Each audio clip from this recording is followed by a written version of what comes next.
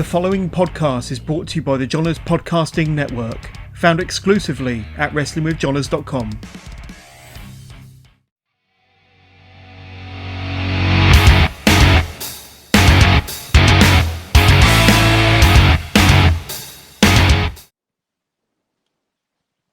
What up, everybody? I am Bryan, aka Seven Alexander from Buckle Bomb Entertainment, and next to me, that way, is Jose. Yeah, hi, I'm Jose. I also go by Zay Perez in the wrestling world. Yeah, I'm actually really excited about this podcast because we were just talking on the phone and we were like, talk for hours, and then we're like, we should do a podcast about it. Dude, And literally, we had a really good conversation. I'm just like, wait, why isn't this a podcast, honestly? right. Yeah. So right now we're both students. He's actually had his first match. I have not yet. I was injured for a while. Now you're on the injured list. Yes, on my debut too. I know. Oh my God, terrible luck, terrible luck. Yeah. But we've basically been at the same school for almost about 6 months, give or take. 6 months, but I mean, how long has the school been open for? Like about? You, 8 months. I was there since day one. Yeah. Yeah, you started day one, and then I came along, and I was like, "Hi, Bryan." Yeah, literally. We go around and introduce each other. Real quick, I do want to state that these are our own opinions. These are our own thoughts. It does not reflect our school or our coaches or anybody that we affiliate with. However, with that being said, I'm doubtful that we're going to say anything that's disrespectful or anything else. Yeah, honestly.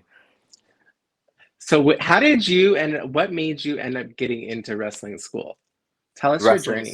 Wrestling school or so I most people know this, but I was raised in Central Oregon, so Bend, where it's like it's a small little town. I mean, not super small now, but it's like big, I guess. But there's no wrestling over there, and I always knew that I wanted to do wrestling. But I told people I wanted to be an actor.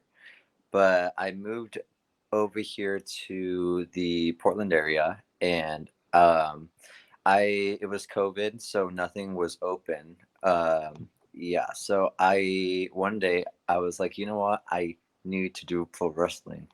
So I went on Instagram. I searched up everywhere Oregon Pro Wrestling Schools. If not, I would search up Washington because I was like, I need to do something because I can't just stay in here and not do my dream.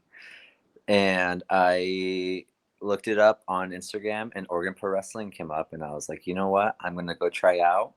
And if I don't like it, I mean, I don't like it, but at least I tried. So I did it, and I fell in love with it ever since. Yeah. So that's funny. I would have never thought of looking up on Instagram. Like I would never have thought of that. I didn't find it on Instagram or on websites at all. I think the website hadn't even been built when I was looking it up. Yeah. Marco, who's a friend of mine that it's in SoCal, I think he goes by Marco Mania, who's also the current tag team champions down there. Way to go. Oh my God, pop off. Yeah.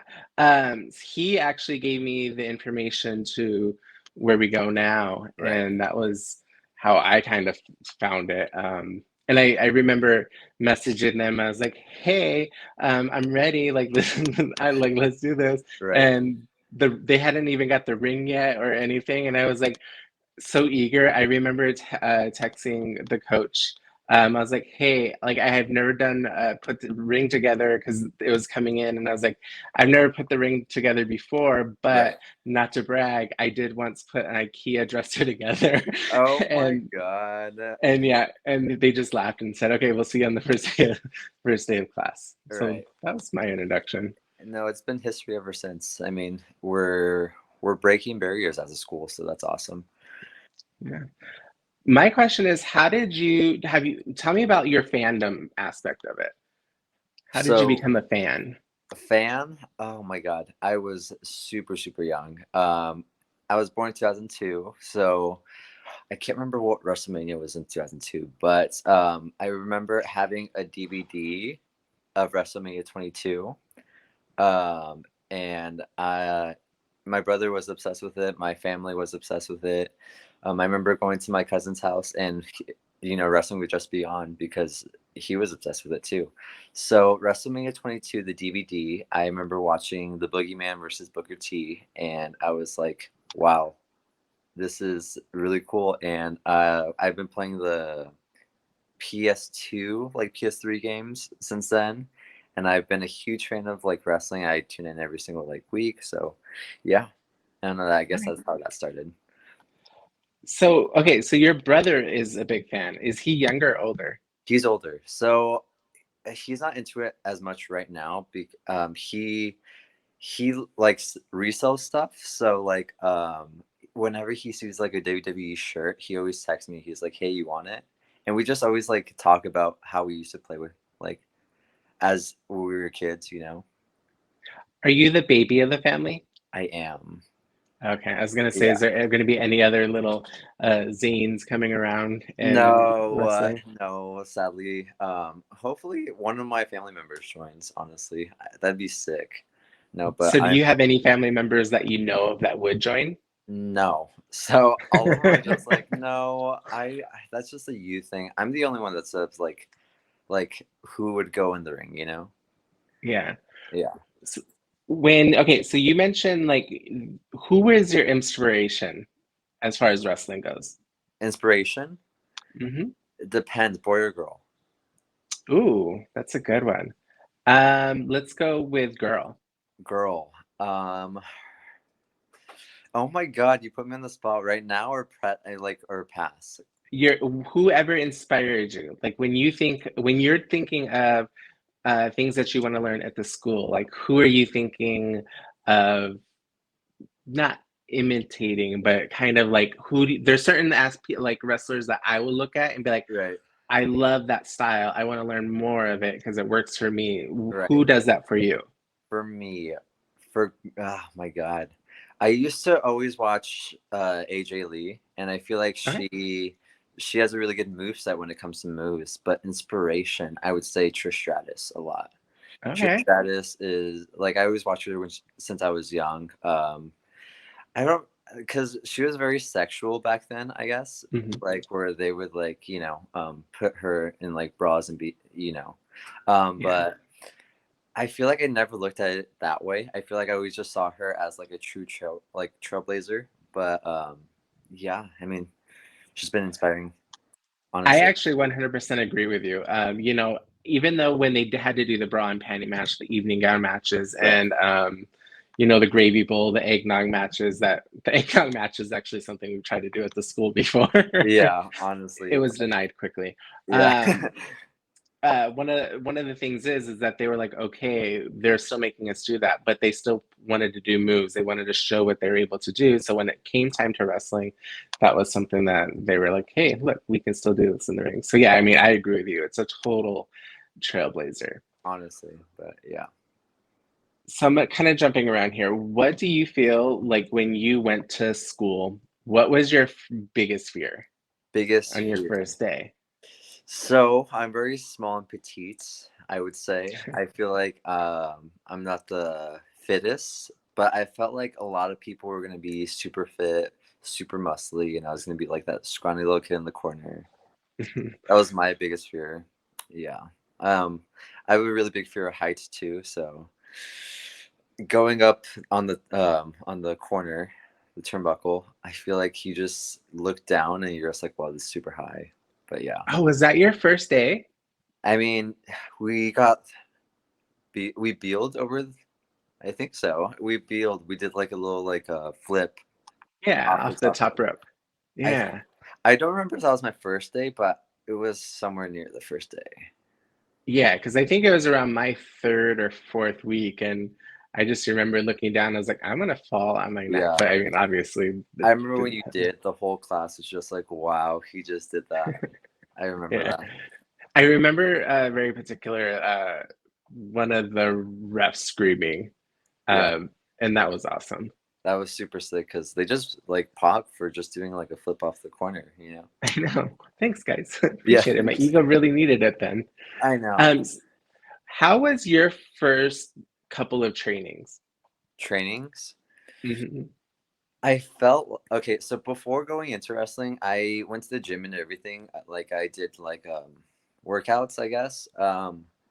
But I remember being physically tired. I was like, "Oh my god, this is so much." Like doing the squats, I remember I couldn't be able to do it because like we'd have 200 squats, right? Right now, Yeah. I look at it as like a piece of cake, 200 squats, but like I remember those being so hard for me. I was like, "Oh my god, dude!" Like my legs hurt. Yeah, I mean, there was a time, especially like in the summer when we were doing it, that they would literally get sick, like so sick that they would Right, end up vomiting, and it was always like, oh, yeah. dude. But now, like the squats are kind of, I feel like you just look at it and you're just like, "Okay, we have 600 squats. Let's do it." yeah. Yeah, Also, it's not all in one setting; it's throughout, which makes it a little but survivable. still 600 squats. Oh yeah, no, nobody's going to be looking forward to that. Yeah, but not all Like, and together. That'd be super hard. yeah. What has been in training? What has been your favorite moment so far? Favorite moment? Like Hmm. at the school or as a school in general? At the school, At the something that school. you've done. Like, so okay, let me put it this way. Outside of, because I know what your biggest accomplishment is outside of the school, but Right. what is your biggest accomplishment so far just in class? In class. Now, it doesn't Ooh. necessarily have to do with like a move that you learned or something, just something that you took away from it and was proud of. I would say, um, so before we started the school, there was no pictures or anything like that. Like in our school, like it was just a blank wall. But Hmm. as a school, we started to grow and grow and grow, and we got more people. And I feel like there was one day where I just went to the school and we just had these pictures on the wall. Yeah. And it was just like, what? Why do we have these pictures?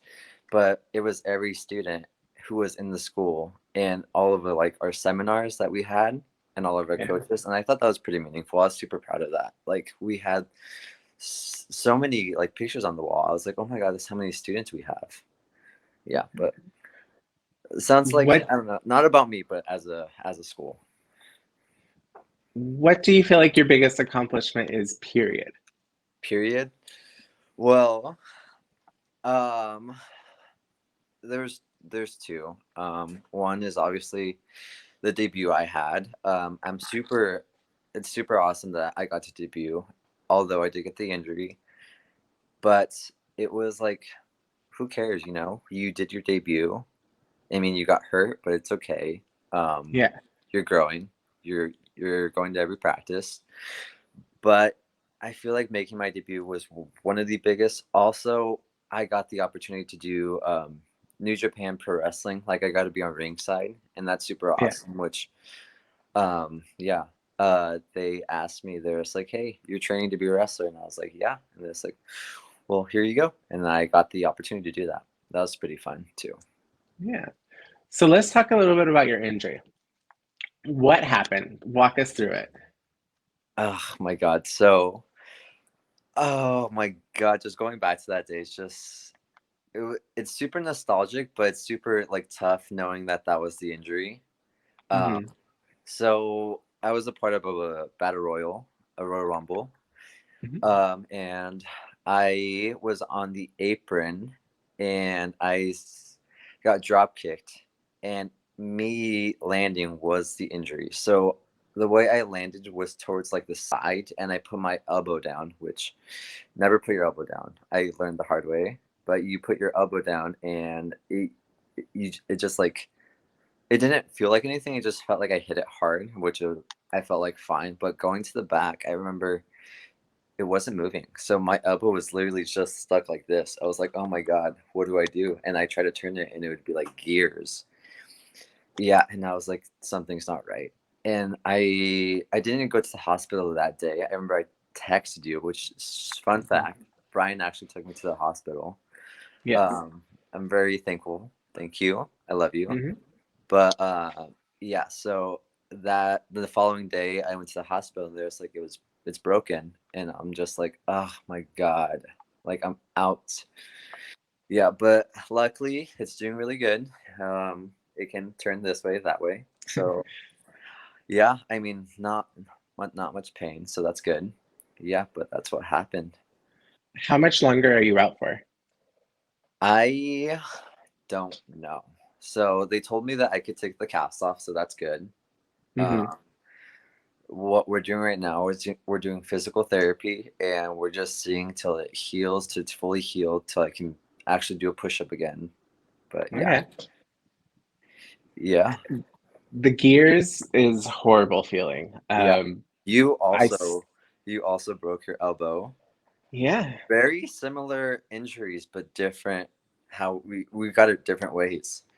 Yeah, well, kind of. We actually kind of got it the same way. We both like braced ourselves, which caused us to our elbow to get injured. But mine was on like yours was on this side, and then mine was on this side Right. here. So yeah, I mean, so I still feel the gears because I didn't get surgery.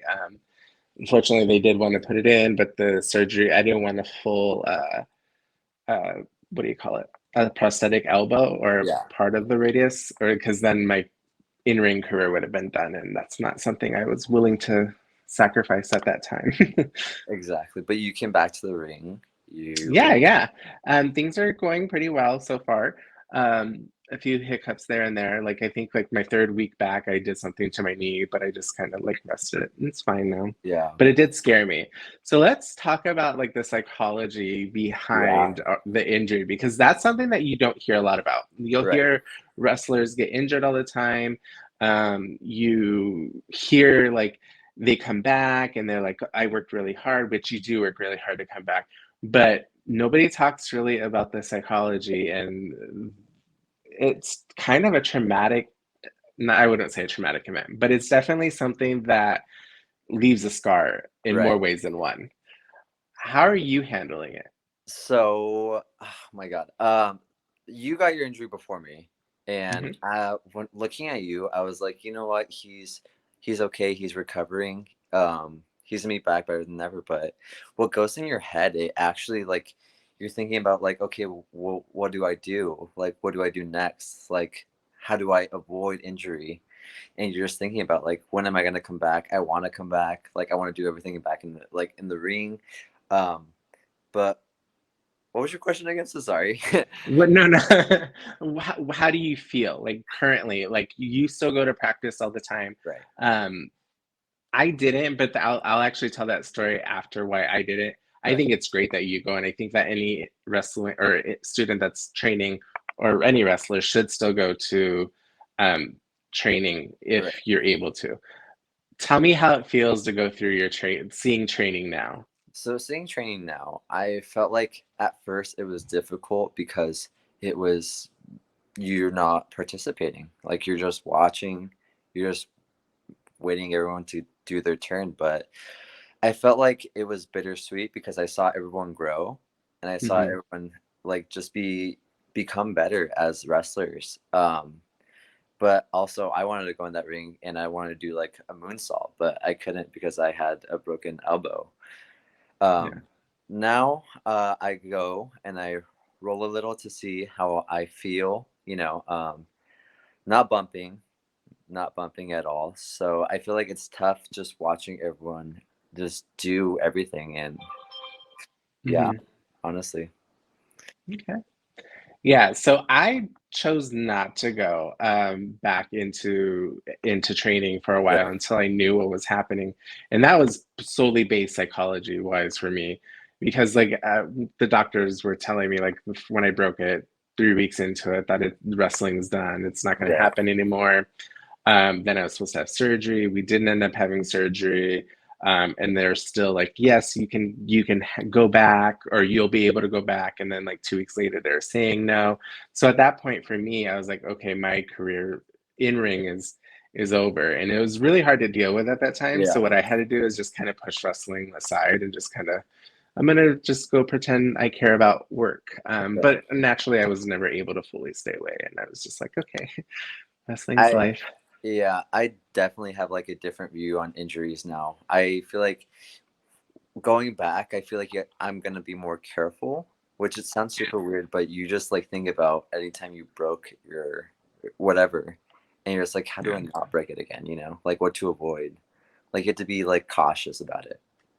I'm actually super curious to see, like, I'm excited for you to go back. I'm also kind of curious to see if you have the same type of mentality that I had when I first stepped into that ring. Like, Right. for me, it seemed like it was never going to happen. And, you know, being told for a little bit that it wasn't going to happen. And then I was finally able to get in there. And then, like, you think you're going to jump right back to where you were previously. Right. And Mother Nature says, bitch, no, you're wrong Exactly. about that. And then you have to think about it. And it did mess me up for a couple of weeks. I'm like, Right. maybe I shouldn't be doing this. Maybe like this really isn't like maybe my time has passed, right? And I was really thinking that. And then no longer than like 2 weeks later, I was like, oh, I it kicked back in right away. And I Yeah. was like, oh, I got this. It's fine. And then that next Tuesday, I messed up my knee, and I was like, oh, okay, this is No, great. I remember when you had your injury, you coming back Mhm. with like you're like going to the gym with me, and Yeah. it was like super motivating because I'm just like, well, looking back at it right now, I'm just like, well, I should go to the gym again because I'm starting to come back. So yeah, but Yeah, anyways, definitely. We definitely can go. It just has to be super early in the morning yes, because exactly. I work so early Oh here my God, sometimes. yeah. What has been, so we both kind of traveled quite a bit just to do ring crew and other things. What has been your favorite part of being able to travel so far? So fun fact about me, I've never been to Seattle. So going to the Defy shows and helping out, it's been super fun because I mean we're traveling and this is just Washington, but imagine how many we're gonna do in like 10 years. Hmm. It's super like I didn't explore the world until now, so because of wrestling. That's true. I will say, even just being a student for the few months that we have been, or well, now it's a little longer, but in our first, what, 3 months, I mean, we're super blessed with who our coaches are and the training facility that we're at Right. because they're really well connected and they give us these opportunities once we earn them to do it. And just thinking like our first 3 months, the opportunities, like we went to the Defy show, we did ring crew for them for their double header. We went to a seminar, Yeah. um, our first Our round, and first ever time like doing ring crew. yeah. Um, Great stories just from that one weekend. And then we went to WAC, which was also a great show Yeah. and a new experience for us. So it Yeah. was jam packed. Yeah. Just like seeing just like everyone just like train and everyone just like do their moves inside like the matches and like the ring. It's super like motivating. I'm just like, well, I want to do that. Like watching Yeah. Nick Wayne like do like black backflips and like front flips. It's just super awesome. It just makes you want to do it. It just motivates you, you know. Yeah. And at that time, oh, by the way, I'm wearing a Defy shirt. Oh my Um, God, representing. yeah. So I had never been to Defy before the first time that we went there. Also, COVID was still a major factor, and they just that was their first show since COVID happened, Yeah, I believe. Don't quote me if I'm wrong. Um, and so like the energy of that crowd was was phenomenal. amazing. It I was was in phenomenal. awe. Yeah, Yeah. And that certified, like, okay, this is what I'm going to be doing until my body no longer allows me to. right. Honestly, So we're going to kind of wrap it up a little bit. But before we do, I do want to ask one other question. What made you want to become a professional wrestler? yeah. What made me? Hmm. Um, it's multiple factors, but I remember just watching Rey Mysterio and his size. He's super small, and I'm not small, but I'm towards his size, I guess. I remember just watching him represent like the Mexican community, you know, the Latino community, and it made me just like, well, if he can do it, I can do it too. And he's very inspirational to me too. He he just like did all this stuff, and it just made me believe that I could do it too Is there anything that you want to accomplish in wrestling? in wrestling. It sounds. I'm gonna take one of the coach's goals because I remember him saying it. I'm just like, well, that would be a really good goal. That's my goal now. So he's gonna probably hear this. But I'm taking your goal. My goal is to perform in the Motor Center. And growing up, I remember coming to Portland and going to the Motor Center and just seeing shows, and it just made me want to be in front of a crowd that big. Yeah, honestly. I don't think I know who that coach is. I thought you were going a totally different, another coach of ours. I think I know who you're talking about, but Yeah. we'll talk about it afterwards. Um, that's really interesting. I like your goals. Yeah. Yeah. I mean, performing, but who doesn't want to perform there, Like, that's the goal, to Yeah. get a big crowd like that. Yeah. It's kind of interesting. Like, because when you're answering yours, I was thinking, I don't know what my goals were that were similar. Right. Mine was never a performance goal. Mine was never necessarily like, I want to work for such and such company.